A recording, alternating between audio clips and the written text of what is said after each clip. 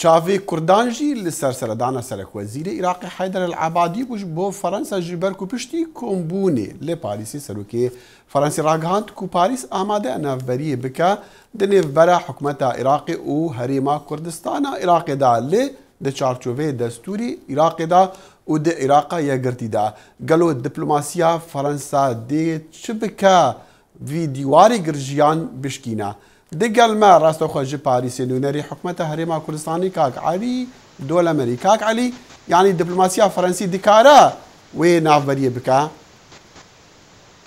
بله گلک سپاس خود زن فرانسا دوری کاریگر هیا اندام همیشه انجمن آسایشان دولتیه و پیوندی که میجوی گلی کرد هیا هر گل حکومت عراق بر هندی از بیشتر فرانسا شد کاری که مازن بکد و نوبر هریم کردستان و عراق چون که هر دو کاش باریا فرانسا هیا چون که ولاتی که پیشکوتیه ولاتی که مافی مرو و دموکراسی تدا هیا باشا جدوهی ورا جدامی کو سروک فرانسی اف راگهاندن دایکو دلی گلکا لانا خوش کریه کو فرانسای بکارو کی تگو تیجی ولاتی که گرنگا نافبریه بکا چه بزاف هاتی کرن چه تشت هیا يعني چه لوینا که دوی ریدا لوین هم گودیتن سروک وزیر عراق دعوت کردی به پاریس و وزیر دروی ترکیه دعوت کردی و لعنت دهاتوش دا وقتی که هریم کردستان دعوت بکرد با بیرو بچون تامیا دیاری بکرد بزنید که آوانه چه دوید و پشتینگی شیوه که عملی دست به هنگام خوی ناوانگیری بین حکومت هریم کردستان و حکومت عراق دا بهاویجید. بله دگوتن برای چند روزا کو سروکی هریمی جیل برای سردانا فرانسا بکرد حتی هندک لاینا دزگر راگهاندنی وسط دیار کرد کو سروکی فرانسی داخواز سروکی هریمی جی کریا جبو همان دانستاندنا لی دیار بو ناکوکی هبول سروان دنگو باسا نهار چه هست یعنی بحثه کو سروکی هریمی جی بیت فرانسا جبو همان بابتی حتی نوکش تشتکی فرمینین لا حکومت فرانسا ولی هم اگر تشتکی وسهبیت سروکی هریم خوشحالیه و داواش کریه فرانسا که نوانگیری بکرد و خوشحالی و سردان فرانسا دکرد و تنها که هیچ دعوتنامه که فرمینینش فرانسا بو سروکی هریم کردستانی. باشا تا گود رنگا وفدکی یان شاندکی هریمی بیت اوجی بیت او شانده لیسر چه آستی بیتن هاتیه گوتن؟ او شانده خود برگار بود لجنه بالا رفراندوم سردان چندین ولاتی دیگه بکرد و پشتی انجام رفراندومه انجمن بالا رفراندوم بریار دا که شاندگی بشینید هم با عراق هم با ترکیه هم با ایران هر ولایت اروپی و فرانسا لجوی چارچوبه دا آماده کردید که با شانده که بالا برس هم محرم کردستان سردان فرانسا بکرد و سردان ولایت دیگه بکرد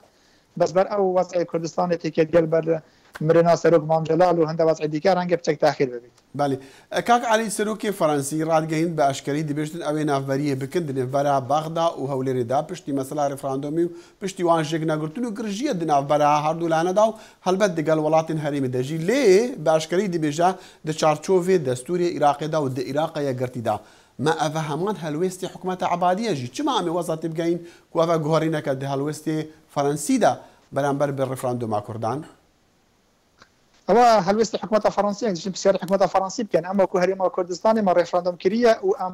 وما أنجام ريفراندوم أم شاوري أنجام فرمية ريفراندوم هنا أم سال أنجام فرمية ريفراندوم اللي قفتوا سر حكومة العراق كان أم جارك كده بو سيستم فيدرالي نازف رنج سيستم فيدرالي شكت فينا العراقي أم بحث سربخوي دي كان شكل خلقي كردستاني دنجي بو سربخوي بله كاك علي ما بس من أول شما أم وسط تبقى هين كو جوهرينا شو قالك لا عند بيجن وبدو يجي تا جنابته ده هفيفنا كده بحث كلو كوا هطار رادكي جوهرينا كده هالوستي فرنسيان ده هم بربر فرندوم كردان يعني ما بس من أول شما أمي وكا جوهريني تبقى هن في قوت ناس لو كفرنسي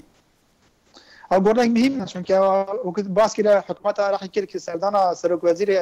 عراقي بفرنسا باس يجسبسيا هريما كردستاني نية بل خود ماكرون باس كده كده آماده میانگیری بین حکومت هریم کردستان و فرانسه و عراق دا بکرد او هنگامی که زور مزنه و گفت به حکومت عراق مافی کرده بدهد و هر وها ام همیشه هاوکاری هریم کردستان اتکین و دوست منه که او پنگاوا که زور لروی دیپلماسیه و برهند ام اگر هاتو گفتگوی گل حکومت عراق بکین گفتگوی ما سر بخویه بولیک جوونه شوی که آشتی گل عراق دا جاره که دی ام نازفرینه و پیش رفراندوم پیش 24 هیوی ام پیش 26 دی زفرینه و كواتا راگهاندنا سروکی فرانسی بو کردان اگر به معنای بتونکو هیچ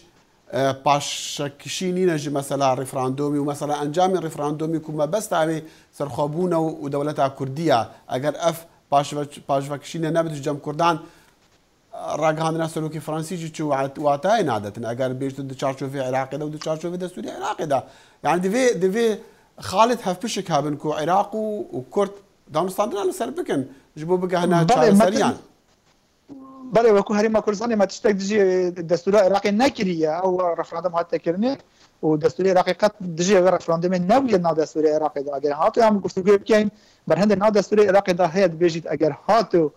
نەشیان یەک پارچەیە خاکە عێراقی چاودێتە پاراستن ڕێزگرتن لەوێ دەستوری هەتا نۆکە هیچ ڕێزگرتن لەوێ دەستوریدا نەبووە و سەروێ بابەتی ئەم دشین گەل حکوومەتە عێراقی گفتوگوی بکەین بەڵێ هەمیش ئامادەنە سەر دەستورە عێراقی بەڵام کام دەستور ئەو دەستوری هەتا نۆکە 55 مادەی دەستورێش لای حکوومەتە عێراقی هاتیە پێشێلگیرن ئەگەر ڕێ بدەم ئەم بەحسی دوو تشتێک جودا دەکەین دەستوری عێراقی و عێراقی گەلە گرێداوی دەستوری ناو دەماتێتە مەسەلا ڕێفراندۆمی و مەسەلا و دەبێژن لە گۆڕاوی دەستوری عێراقی ڕێفراندۆم نەڕەوایە و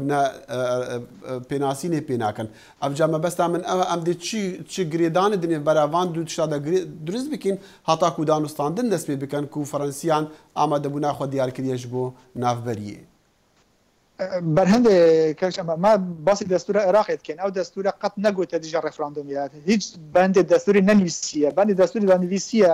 ئەگەر هاتو هەر هەرێمەی نەشیا یەک ئەوە خۆ پارێزیت ئامادەیە بۆ داهاتیە خۆ دیاری بکرێت ما هیچ شتێک دژی دەستوری نەکردی ئەو ڕێفراندۆمە دژی دەستوری نەبووە وەروەها سەربەخۆیە عێراق کوردستانیش